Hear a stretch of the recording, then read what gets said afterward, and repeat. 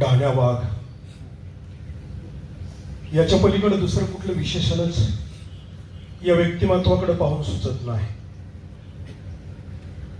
अजितदादांचा आवाज, अजितदादांचाही शब्दफेक, अजितदादांची body language आणि अजितदादांची काम करण्याची पद्धत ही एका राजाला शोभण्यासारखीच होती.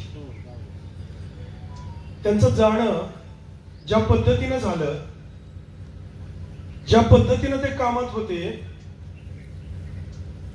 नाथ महाराजांचा एक अभंग आहे, राजा कसा असावा त्याचं वर्णन आहे, ते अजितदादाला बसतं. राजाला आळस, संन्याशाला सायस, विधवेशी विलास विटंबना, मोठा अभंग आहे, पण त्यातला पहिला शब्द अजितदादाला बसतो की ज्यानं नेतृत्व स्वीकारले, ज्यानं राजा झालाय, त्याच्या जीवनामध्ये आळस हा विटंबना आहे. आणि दादाच्या जीवनात आळस या शब्दाला स्थानच नव्हतं. दादा गेल्यानंतर गेल्या 2 दिवसामध्ये अख्खा महाराष्ट्र रडतोय. तुमच्या माझ्या घरातली प्रत्येक स्त्री, प्रत्येक माणूस डोळे ओले करून एक क्षण का होणार आपल्या घरातलं कोणीतरी गेलं या भावनेमध्ये आहे. टीव्हीवरती, न्यूज पोर्टलवरती आपण बातम्या पाहतोय की जी माणसं स्वतःचा जन्मदाता वडील गेला तरी रडली नाही, अशी माणसं सुद्धा ओक्साबोक्षी रडताना आपल्याला दिसली. याचं कारण काय माझ्या बांधवांनो? धर्मशास्त्र सांगतं, जन्म देणारा बाप किंवा वडील असतो, पण सांभाळणारा पालक किंवा पिता असतो. आणि धर्मशास्त्रानं बाप किंवा वडील जन्मदात्यापेक्षा पित्याला नमस्कार केला, मातेला नमस्कार केला. मातृदेव भव पितृदेव भव. जन्मदात्याला नमस्कार नाही केला. म्हणून आपल्या सगळ्याचा पिता ज्याला आपण म्हणतो, पालन आणि पोषण करणारा, पालन करणारा, पालकत्व स्वीकारणारा असा माणूस ज्यावेळी जातो समाजातून, त्यावेळेला खऱ्या अर्थानं समाज पोरका होतो. आणि आज आपण पोरके झालोय ही भावना इथं बसलेल्या प्रत्येक व्यक्तीच्या, घरात असलेल्या सुद्धा प्रत्येक व्यक्तीची आहे. मी निश्चितपणाने एक बाब आपल्या पुढे सांगेन की छत्रपती शिवाजीराजे 1680 ला गेले, संभाजीराजे 1689 ला गेले, राजाराम महाराज 1700 ला गेले. 20 वर्षाच्या आत महाराष्ट्रातली ही फार मोठी माणसं एका पाठोपाठ एक गेली. आणि नंतरच्या काळात महाराष्ट्राला असं वाटलं होतं की आता महाराष्ट्राचं नेतृत्व कोण करणार, महाराष्ट्रातलं सगळं म्हणजे राजकारण संपलं आणि राजे पण संपलं. पण त्याच वेळेला एका 23व्या वर्षी विधवा झालेल्या स्त्रीनं तलवार हातात घेतली, ताराराणीनं, आणि 7च वर्षात औरंगजेबाला याच भूमीत गाडला. आणि पुढचा काळ 2/3 भारत आपण महाराष्ट्राने जिंकला. दिल्लीचेही तख्त राखतो महाराष्ट्र माझा. अजितदादांना श्रद्धांजली वाहत असताना आपण एवढंच समजलं पाहिजे, दुःखावर मात करून पुढे जाणारा महाराष्ट्र आहे. 18 पगड जातीला बरोबर घेऊन जाणारं नेतृत्व, ज्याला आपण पालक समजलो, पालकत्व समजलो, अशा माणसाला श्रद्धांजली देत असताना आपण दुःखावर मात करून दिल्लीचेही तख्त राखतो महाराष्ट्र माझा, हा अजितदादांचा जो बाणा होता, तो बाणा प्रत्येकाच्या अंगामध्ये आला पाहिजे. अजितदादांचा मृत्यू आपल्याला एकच गोष्ट सांगून जातो. भाऊ, मला प्रत्यक्ष वाटलं ते पाहिल्या की भूतकाळ आपल्या हातातून गेलाय. दादा गेले हा भूतकाळ झालाय. भविष्यातला एक क्षण सुद्धा आपल्या हातात नाही, कारण पुढच्या क्षणाला जाणार आहे दादाना किंवा आपल्याला कोणालाच माहित नाही. भूतकाळ हातातनं गेलाय, भविष्यातला एक क्षण तुमच्या माझ्या हातात नाही. वर्तमान काळ फक्त तुमच्या हातात आहे. आणि वर्तमान काळात माणसानं माणसाशी माणसासारखं वागा. ज्याला भगवंतानं नेतृत्वाची कॅपॅसिटी दिलेली आहे, त्यानं सगळ्यांचं पालकत्व स्वीकारण्याची भूमिका आपल्या अंतःकरणामध्ये ठेवून या महाराष्ट्रामध्ये अजितदादाच्या जाण्याने जी पोकळी निर्माण झालेली आहे, ती पोकळी भरून काढून पुन्हा महाराष्ट्र या भारतामध्ये 1 नंबरला नेणं हीच खऱ्या अर्थानं अजितदादांना श्रद्धांजली ठरेल. न तद्भास येते सूर्यो न शशांको न पावक यद्गत्वान निवर्तन्ते तद्धाम परम मम. या गीतेत सांगितलेल्या श्लोकाप्रमाणे अजितदादांचा मृत्यू झालेला आहे. या वाघासारख्या माणसाला बेडवर 4-4, 5-5 दिवस किंवा 5-5 महिने जाऊन जर मृत्यू आला असता, तर कदाचित तो मृत्यू सुद्धा दादावर हसला असता. एका ढाण्या वाघाचं, एका शूराचं, एका वीराचं ज्या पद्धतीनं जाणं झालं, त्या पद्धतीनं दादांचं जाणं झालंय. त्यामुळे चिरकाल ज्यांनी दादांना अनुभवला, त्या प्रत्येक व्यक्तीला शेवटच्या श्वासापर्यंत दादा लक्षात राहतील. हे दादांचं अमरत्व आहे आणि हे त्यांचं जाणं आहे हे खऱ्या अर्थानं गौरवास्पद आहे. जरी दुःखद असलं, वेदनादायी असलं तरी त्याचा गौरव करावा आणि त्याचा अभिमान वाटावा असं आपल्या योद्ध्याचं जाणं झालेलं आहे. मी बावडा गावाच्या वतीनं उपस्थित सर्व व्यक्तीला आपल्या भावना व्यक्त करायच्या वेळेच्या मर्यादा आहेत. तुम्हा सर्वांच्या वतीनं भावपूर्ण श्रद्धांजली अर्पण करतो आणि थांबतो. रामकृष्ण हरी.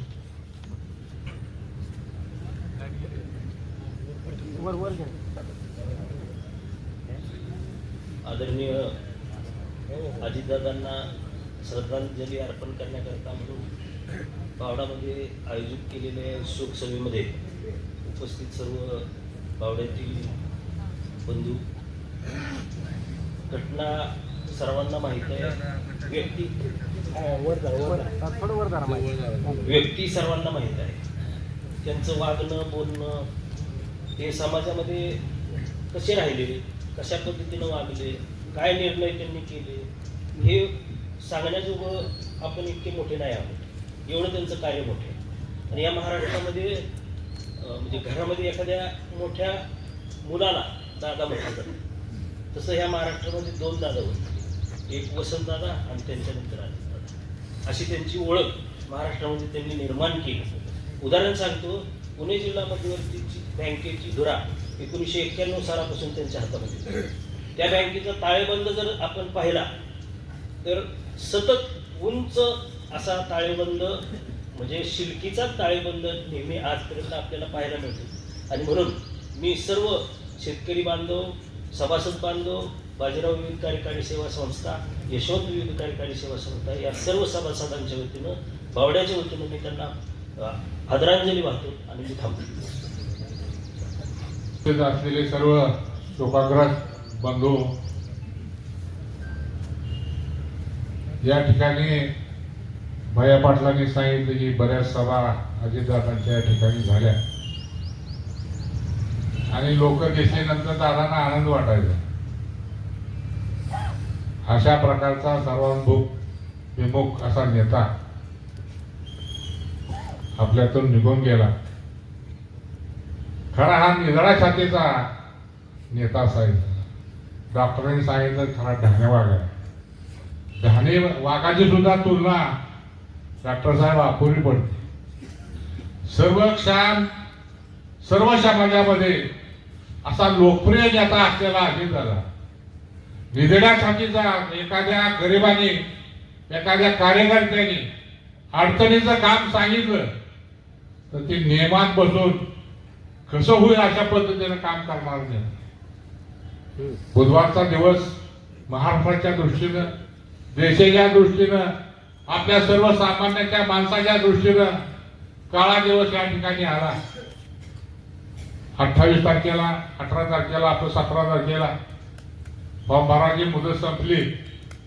आम्ही जरा थोडं नाराजच होतो. 18 तारखेला दादाचा फोन आला, प्रशांतराव आपल्याला असं वागून चालणार नाही. मी एवढं मोठं माझ्या ज्या ज्या माणसाने अन्याय केला त्यांना सर्व एकत्रित केलं. सर्व कारखाने एका विचाराचे असावेत म्हणून त्या ठिकाणी सुद्धा मी प्रयत्न केला. कारखान्याचे सर्व इलेक्शन मी सर्वांच्या विचारानं आपण त्या ठिकाणी, जेणेकरून पुणे जिल्हा आणि महाराष्ट्र एकत्रित राहील अशा पद्धतीने आपण काम करण्याची आवश्यकता आहे.